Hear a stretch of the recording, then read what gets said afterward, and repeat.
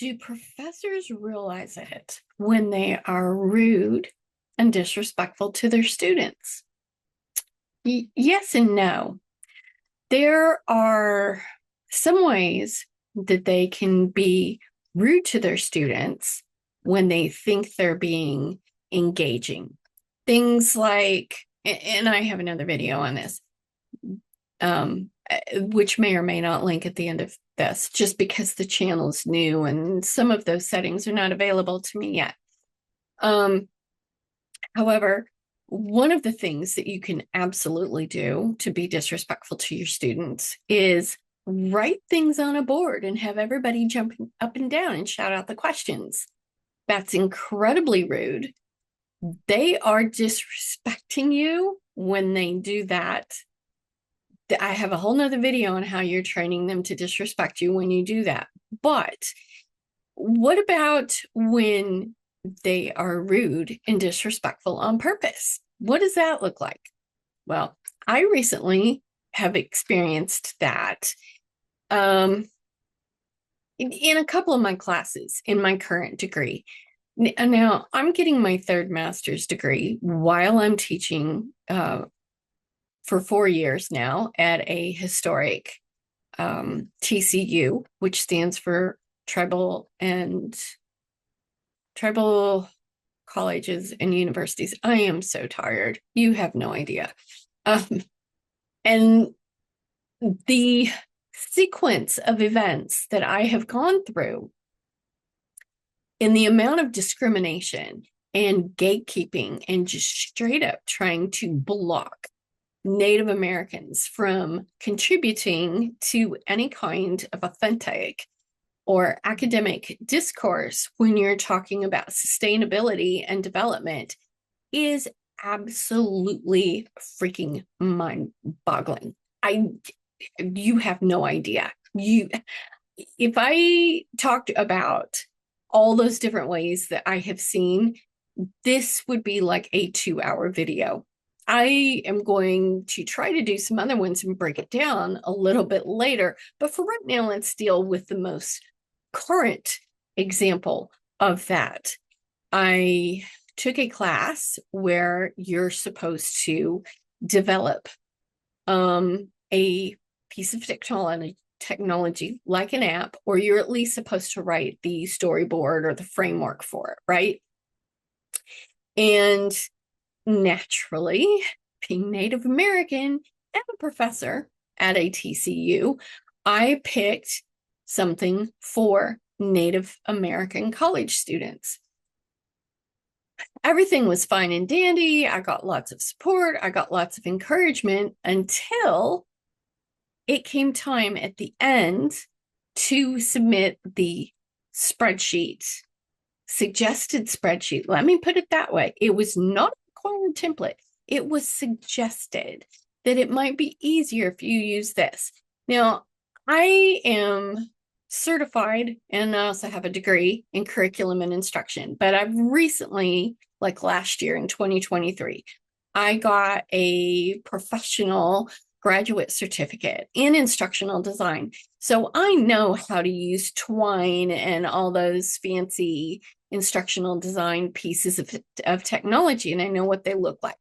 This professor was just trying to keep it simple, put it in a spreadsheet. Well, I am spreadsheet phobic. I don't understand spreadsheets. I don't like them. They are linear. Native Americans think in a circular fashion. Think how the 4 seasons rotate through every year, right? It's that kind of thinking. So I took the elements that were supposed to go into her optional spreadsheet, and I figured out where they needed to go in a medicine wheel. Which ones are illumination? Which ones are wisdom? And I put those in the corresponding color-coded area of a medicine wheel. She actually took my assignment off from where everyone else could see it and messaged me and told me that she couldn't allow the other students to see that because it would make them feel bad, because the rest of them had all used a spreadsheet. right now, and then she tried to force me into dropping the class in the last week of the class. So I went from an A with only a week left to having a D, and then she has uploaded a U as my final grade, even though that is not what is showing in Canvas Student. And with all of this going on, I have been diagnosed with mild to moderate depression and generalized anxiety disorder. This is the third professor in one academic year, 4 quarters, because I did summer. The third one that I have had this happen to. It is unconscionable, in my opinion, as an academic myself, as a professional, as a professor, to see that kind of blocking someone from participating in the way that the entire world, not just the United States, because we're way behind. There are other countries like Denmark and Finland and Norway that are light years ahead of us in sustainability, particularly where it applies in education. How are you going to train people to do these jobs, right? It's just, there's been a series of other things that have happened over the summer, and this was really just the last straw for me. But I wanted to mention this and mention what started me here. It was here on YouTube. It was my son going through that experience with a professor and trying to force him into dropping the course because she literally told me to my face, he's stupid.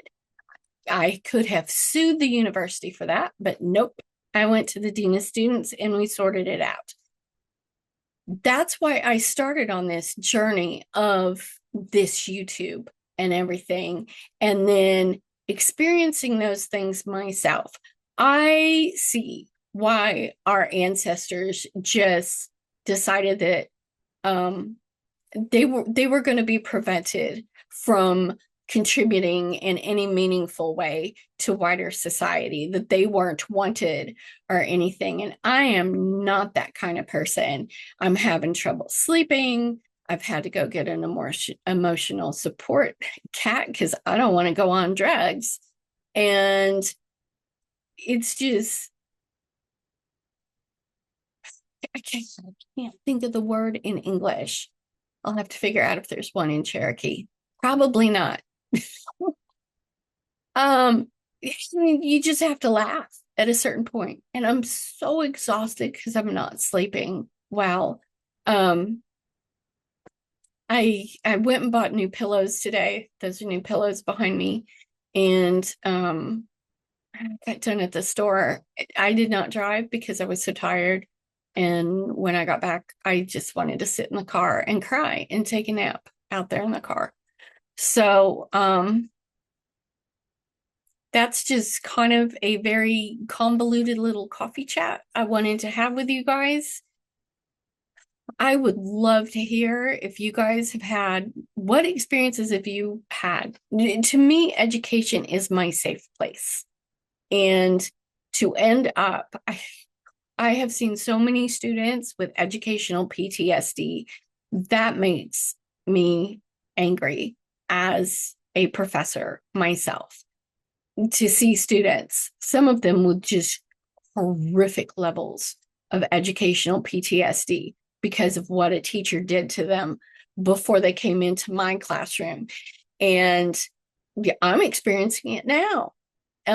It's sad. It makes me want to shut down, but I'm not going to do it because I am not going to let them win. My ancestors did not give up, and I am not going to be haunted by the specter of my grandparents asking me, what are you doing?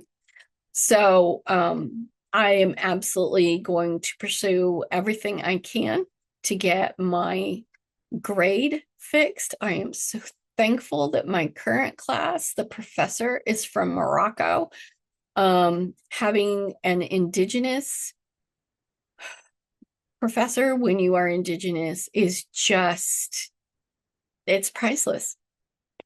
So that's all I have to say today. And I am going to go finish my coffee. And remember, we are all stories in the end.